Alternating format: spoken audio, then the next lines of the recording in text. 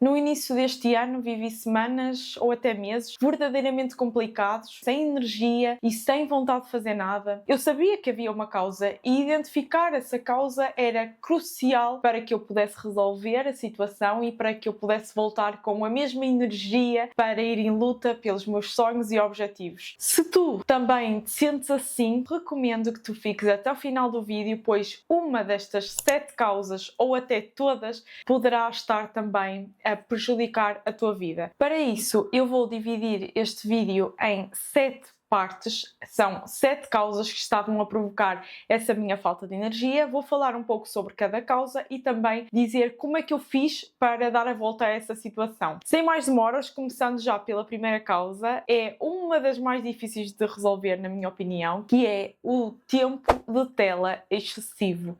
Eu sentia que eu estava a passar cada vez mais tempo ao telemóvel, nas redes sociais, não só telemóvel, mas também televisão, e isso estava a prejudicar a minha concentração, o meu foco, e estava a drenar completamente a minha energia. Eu sentia-me sem vontade de fazer nada, sem vontade de fazer atividades que antes me traziam muita alegria, como por exemplo gravar. Eu sentia que não tinha energia para isso, não tinha vontade, que não tinha motivação para isso. O meu cérebro estava a ficar cada vez mais viciado em telas, e o facto de eu sentir essa necessidade de estar a dar scroll nas redes sociais e ceder a essa necessidade fazia com que eu ficasse cada vez mais dependente. E isso foi um ciclo muito difícil de quebrar. Eu não sei se tu também já passaste por isso ou até estás a passar por isso atualmente, mas livrar-te do vício do telemóvel não é fácil, porque primeiro tu tens que admitir que não é normal o tempo que tu passas no telemóvel. Para vocês terem uma noção, eu passava de 5 a 6 horas por dia no telemóvel. Eu justificava esse tempo que passava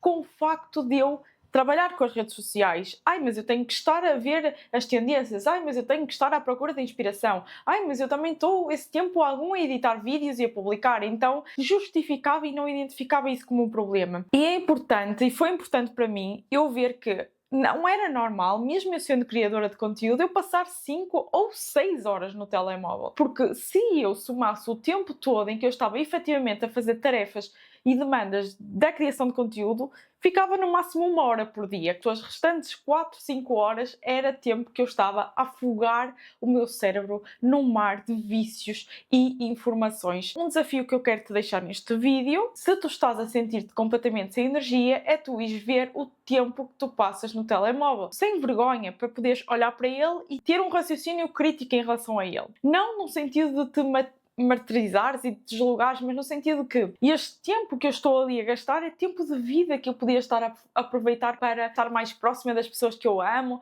e eu estou literalmente a jogar esse tempo no lixo. Então deves ter esse sentido crítico e começar a limitar, e há várias formas de fazer. Inclusive eu tenho um vídeo só a falar sobre o vício do telemóvel e vou deixar aqui também linkado para vocês algures aqui na tela e na descrição do vídeo, se quiseres ver quando terminar este vídeo. Mas basicamente o que eu fiz foi aumentar os períodos em que eu tinha o meu telemóvel em modo não incomodar ou em modo avião, sem qualquer acesso nem a contactos de SMS, nem mensagens, nem internet, porque o modo avião bloqueia o contacto do telemóvel. Porque eu muitas vezes recebia mensagens de publicidade de supermercado ou de familiares meus que me mandavam mensagem, e depois de visualizar a mensagem e de responder, eu ia para as redes sociais, porque só precisava daquele gatilho, daquele estímulo para pegar no telemóvel. Também, em determinadas alturas do dia, não sei se já falei aqui no canal, desinstalei o Instagram. Eu sei que eu trabalho com a criação de conteúdos, mas eu comecei a meter na cabeça que eu só preciso de publicar os conteúdos em determinadas alturas do dia, e noutras alturas eu não preciso ter a aplicação instalada. Mas reparem que isto já foi uma medida drástica, porque eu estava mesmo viciada no telemóvel. E também já cheguei a ter alturas em que eu desligava completamente o telemóvel e escondia-o na gaveta. E eu sempre que sentisse vontade de ir ao telemóvel, porque muitas vezes acontecia, porque me lembrava de ir pesquisar alguma coisa, mesmo em momentos inapropriados. Por exemplo, eu estava a almoçar ou a jantar e surgia uma conversa entre mim e o meu namorado, surgia alguma dúvida e surgia aquela vontade de vou pesquisar para ver. E isso é absolutamente errado. Nós quebrarmos os nossos momentos de refeição e que estamos a fazer outras coisas para ir ao telemóvel pesquisar. E eu passei a ter o cuidado de ter o telemóvel desligado, porque isso fazia com que eu, para ir pesquisar ou ir ver alguma coisa ao telemóvel, teria que ligar o telemóvel e esse processo de eu ter que ligar o telemóvel já perdi a vontade de ir ao telemóvel, entendem? É começar a identificar esses mecanismos que funcionam para ti e começar a aplicá-los tal como eu fiz comigo. Outra coisa que me estava a prejudicar é o facto de eu sair pouco de casa. Como muitos sabem, eu fiz uma transição de carreira, isto foi logo no início do ano, em fevereiro, passei a estar mais em casa. O facto de eu não sair de casa, nem que não seja para dar uma caminhada, para ir ao pão, para ir às compras, para sair simplesmente,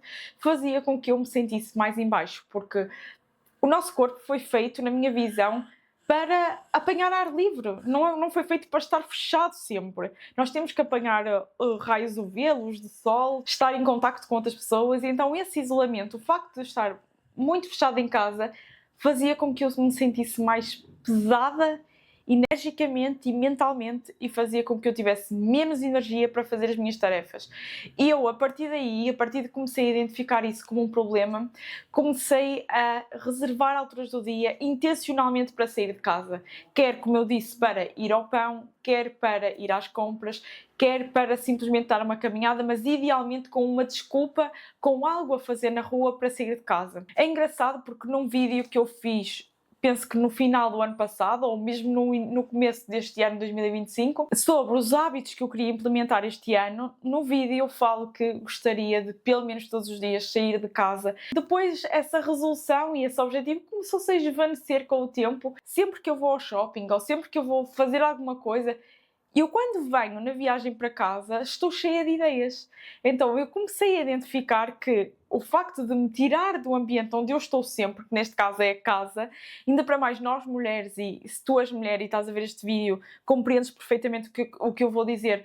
A nossa casa é quase sempre um fator de trabalho. Nós achamos sempre que precisamos de limpar alguma coisa, de arrumar alguma coisa. As coisas nunca estão 100% arrumadas, ainda para mais eu que tenho uma coelha. Eu, apesar de estar em casa, e não me sentia relaxada por estar em casa, porque nós associamos muito estar sempre a trabalhar, estar sempre a cuidar da casa, e é preciso esses momentos para sair de casa. É preciso essa quebra. E se tu de alguma forma também estás em home office a trabalhar, eu sei que há muita gente que me vê que também está em home office e que sente a tua energia mais para baixo, começa a testar isto, começa a sair de casa, começa a quebrar essa rotina de estar sempre em casa, que eu tenho a certeza que vais notar algumas mudanças aí na tua disposição. Eu estou a sentir que este vídeo provavelmente vai ficar um pouco longo, mas de facto cada uma destas causas me impactava de uma forma diferente. O problema número 3 é os problemas dos outros. Eu vivo muito os problemas dos outros, sofro muito pelos outros. Isso não é uma coisa negativa de todo, é um valor que acho que está até cada vez mais raro na nossa sociedade. No entanto, isso pode ser um fator prejudicial para mim, porque quando eu sou contactada com os problemas dos outros, com coisas negativas dos outros, e inevitavelmente nós somos sempre contactados, basta ligar a televisão e vemos uma série de notícias que nos impactam e nos preocupam, eu fico a pensar sobre isso e a pensar em como resolver isso. E muitas vezes resolver coisas que eu nem sequer nunca conseguiria resolver. Por exemplo, isto das guerras. Por mais que eu gostasse de resolver as coisas, não cabe a mim resolver porque eu não tenho qualquer fator de influência disso. Mas não só das guerras, talvez um problema de um familiar meu ou de alguma situação que esteja menos bem, mas que não esteja no meu controle. Não adianta eu estar a refletir e a pensar em soluções sobre isso, porque inevitavelmente eu estou a gastar as minhas energias numa coisa que nunca vai ser resolvida por mim. Se tu notas que tu és uma pessoa que está sempre a pensar sobre as escolhas dos outros, ou se os outros estão bem ou estão mal, ou a pensar em como resolver os problemas dos outros, quando tu te deparares, e foi o que eu fiz, a pensar sobre isso, pensa assim: será que eu posso alguma vez resolver isto, por mais boa que seja a solução que eu esteja a pensar? E eu sei que não é fácil nós criarmos estes mecanismos mentais, mas temos que treinar de alguma forma isso.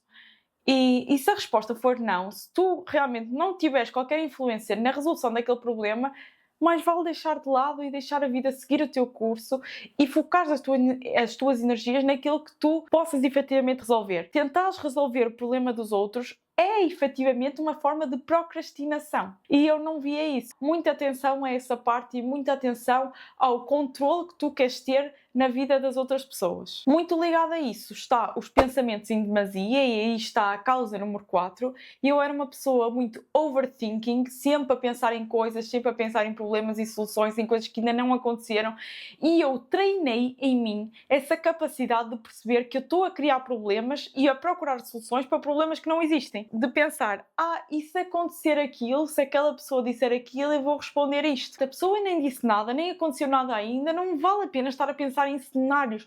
Estas coisas dos cenários é muito comum da maioria das pessoas, porque nós queremos ter previsibilidade e queremos ter controle sobre aquilo que vai acontecer. É impossível nós termos 100% de controle daquilo que vai acontecer. Então, mais vale focar as nossas energias naquilo que está a acontecer agora e não naquilo que pode acontecer no futuro e como nós vamos reagir a isso. Até porque no futuro, quando nós estivermos lá, se calhar nós não vamos responder como nós imaginávamos no presente, porque nós, no futuro, somos pessoas diferentes, que já passamos por outras coisas diferentes, e se calhar a nossa maneira de ver as coisas também vai alterando. E está tudo bem, não faz sentido eu estar agora a pensar, quando acontecer aquilo eu vou reagir àquilo, aquele pensamento de que, quando eu tiver muito dinheiro eu não vou gastar nisto, vou gastar naquilo. Tu não sabes, porque quando tu tiveres muito dinheiro não sabes a pessoa que tu vais ser e naquilo que tu vais querer gastar. Esses cenários hipotéticos são drenantes de energia e nós temos que controlar aqui a nossa vontade em querer fazer esses cenários e ter esses pensamentos excessivos na nossa cabeça. Não há volta a dar falar sobre má alimentação e má hidratação. Eu sou uma pessoa que sempre gostou muito, sempre não, mas principalmente desde que eu vim para a grande cidade e comecei a ter mais acesso a produtos industrializados e fast food. Sim, porque do sítio onde eu venho, da cidade onde eu venho, não há fast food, cadeias de fast food, não há McDonald's, não há Burger King, não há KFC, não há. Então se não há, eu não tinha a possibilidade de me alimentar disso. E desde que eu vim para o Porto viver, eu descobri todo um novo mundo de fast food e todas as semanas, até mais do que uma vez por semana, eu tenho vergonha de dizer, religiosamente eu ia a essas cadeias de fast food. Mas porquê que isso acontecia? Não é que a comida seja propriamente boa, porque depois da pessoa comer, nota até um certo arrependimento, não é? Uma certa sensação de mal-estar, de infartação. Ou seja, o prazer, digamos assim, se é que existe, é só durante a primeira trinca. Depois o prazer vai-se desvanecendo. Mas porquê que eu comia essas comidas sabendo que me deixavam para baixo, que me viciavam até, que me deixavam pior? Muitas vezes era a alimentação emocional, se as coisas não me estavam a correr muito bem ou eu sentia uma necessidade extra de motivação, eu associava isso às comidas más. O que é muito perigoso de se fazer, porque quando tu associas uma fonte de motivação é um hábito destrutivo, neste caso comer fast food, pode-te a longo prazo, vai a longo prazo viciar-te e tornar-te dependente de uma coisa que é má para ti. Então, isso da má alimentação tem sido uma luta minha, que não está completamente resolvida, tenho que vos confessar, mas que eu tenho cada vez mais consciência de pensar e de racionalizar que eu tenho vontade de comer isto. Porquê? É mesmo vontade de comer ou é para tapar algum buraco emocional que eu tenho neste momento? Eu comecei a fazer-me essa pergunta e a maioria das vezes eu consegui resolver a situação e consegui com que eu não fosse comer esse fast food, quero eu dizer, através de outros meios, através de outro controle emocional. Claro que isso é com tempo, é com treino, mas é uma coisa que eu quero que tu estejas atenta, porque pode estar a acontecer contigo perfeitamente, e essa má alimentação e essas más escolhas alimentares estão sim a prejudicar fisicamente a tua energia, estão a fazer com que tu tenhas mais sono, menos motivação, porque já está mais que provado cientificamente que esse tipo de produtos ultraprocessados provocam essa reação no corpo. Então, muita atenção das escolhas alimentares que tu estás a fazer. Também ligado a isso, a má hidratação. Sempre bebi muito pouca água, porque não foi um hábito muito enraizado na minha vida. Eu estou completamente a mudar isso. Eu tenho sempre a minha garrafinha na minha secretária, quando termina a garrafa, eu volto a enchê-la e principalmente nos últimos tempos eu noto que isso tem mudado muito a minha disposição e até o meu humor. Coisas simples como beber água. Eu sei que toda a gente aqui sabe da importância de beber água e manter-se hidratado, mas quantas das pessoas sabem e efetivamente fazem? Porque eu sempre soube disso. e não punha em prática na minha vida. Sempre que te sentes mais cansada ou com dores de cabeça, até pensar, isto não é falta de hidratação, não é falta do meu corpo pedir e desejar por água, sinais que o meu corpo diz, olha, precisas de te hidratar, precisas de te alimentar bem, precisas de cuidar de ti, e tu estás a ignorar estes sinais. Então muita atenção a essa parte, e se realmente não for nada disso e estiveres a fazer tudo direitinho e não for essa a causa, poderá ser uma das outras 6 causas que eu falei. O problema é que uma coisa leva à outra e raramente é só uma coisa. Quando uma pecinha do puzzle está mal, todo o puzzle está mal. Causa número 6, falta de movimento. Meninas, o nosso corpo não mudou muito desde o tempo da pré-história. Não é natural para nós estarmos sentados o dia todo. Mas o que é que nós estamos a fazer ao nosso corpo? Estamos a obrigá-lo a estar sentados o dia todo. Uma coisa que eu ouvi no outro dia, que é muito interessante, aliás, que dizia: se o teu trabalho é a maior parte do tempo sentado, é um trabalho sedentário, então o teu hobby deve ser um hobby de movimento, ou seja, um desporto, natação, pádel, corrida, o que seja. E se, por outro lado, o teu trabalho é mais físico, se calhar é mais interessante que o teu hobby seja um hobby mais descansado, por exemplo, montar puzzles, pintar, o que seja. O que acontece é que a maioria das pessoas, provavelmente que me estão a ver este vídeo, e se calhar a maioria das pessoas agora atualmente, têm trabalhos extremamente sedentários, o que faz com que haja cada vez mais necessidade de que os hobbies das pessoas sejam hobbies de movimento. Se o movimento não estiver, eu falo por mim, incluído na minha rotina, se eu não tiver um tempo em que eu dedico exclusivamente de vou mover o meu corpo, vou fazer alguma coisa, eu não o faço por obrigação, ou seja, eu não penso de tenho que mover o corpo. O que provocava era dores nas costas e depois a dor, como é óbvio, fazia com que eu ficasse mais para baixo, a dor nas costas, a tensão nos músculos, fazia com que eu me sentisse extremamente para baixo, extremamente cansada, e não é isso que eu quero para mim, sabe? Eu quero ter energia para gravar os meus vídeos, para estudar, para criar os meus conteúdos. Eu não quero ficar dependente aos 26 anos de um corpo cansado. E de certeza que tu também. Tu queres fazer as tuas coisas, as atividades que são importantes para ti, não só o trabalho, mas as atividades que tu gostas. E é muito triste pensar que o teu corpo te coloca essas limitações. E eu queria estar a ler um livro e tinha uma dor muito grande aqui no pescoço. E eu pensei assim, eu não consigo ler o livro, está-me a limitar a minha atividade que eu quero fazer porque tenho esta dor. E porquê que eu tenho esta dor? E é uma dor que eu tinha com muita frequência. Porque o meu músculo não está exercitado, o meu músculo não está fortalecido. Eu tenho que pensar que se eu quero ter força e disposição para fazer as minhas atividades, eu tenho que munir o meu corpo dessa capacidade de resistir àquilo que eu quero fazer. A causa número 7, e a última, era a falta de tempo sem fazer nada. Eu sentia o meu cérebro extremamente viciado em estar constantemente ocupada, muitas vezes com multitarefas. E se eu estava a arrumar a cozinha, eu tinha que estar a ouvir um podcast ao mesmo tempo. Se eu estava a comer, eu tinha que estar a ver televisão ao mesmo tempo. Ou seja, eu tinha que estar a fazer sempre 2 coisas ao mesmo tempo. E eu comecei a ver um padrão em mim. Eu estava a me arranjar, eu tinha que estar a ver um vídeo. E eu pensei, ok, calma lá, então eu já nem me chega a estar a fazer uma atividade, eu tenho que fazer 2 atividades para me estimular o suficiente. Então, o meu cérebro está extremamente desregulado. E isso não é normal. Se tu notas isso em ti, se tu teres essa necessidade e essa resistência tão grande ao tédio, tu já chegaste a um nível em que o teu cérebro está completamente desregulado nessa questão do tédio. Então tens que fazer alguma coisa sobre isso. E eu acho que passa muito por ter momentos em que tu estás simplesmente sem fazer nada. Momentos em que estás simplesmente deitada no sofá, sem televisão, sem qualquer estímulo, a refletir. Momentos de reflexão e de meditação. Eu sei que pode parecer balelas, as pessoas, meditação, que tretas. Não, o teu cérebro também tem que ter um momento para desacelerar e estar completamente relaxado. Quando nós estamos a dormir, nós estamos completamente relaxados, não estamos a fazer 2 coisas ao mesmo tempo. Mas muita gente, e olhem só o engraçado disto, engraçado que não tem piada nenhuma, não consegue, e tem problemas no sono, não consegue adormecer, porque o seu cérebro não consegue parar. O cérebro está de uma tal forma viciado em estímulos que já não aceita ter um momento de descanso que é dormir.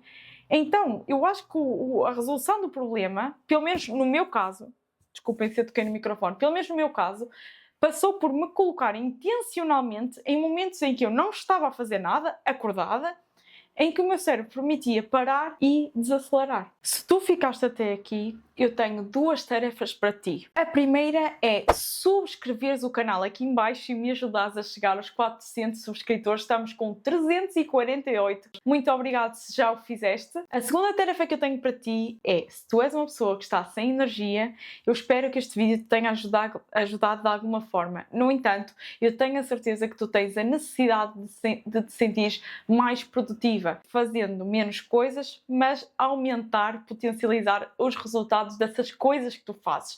Se é esse o caso, eu tenho o vídeo perfeito para tu veres a seguir, para continuares nesse teu processo de desenvolvimento pessoal. Então, obrigado por teres ficado até aqui, um grande beijinho e nós vemo-nos já neste próximo vídeo. Até à próxima!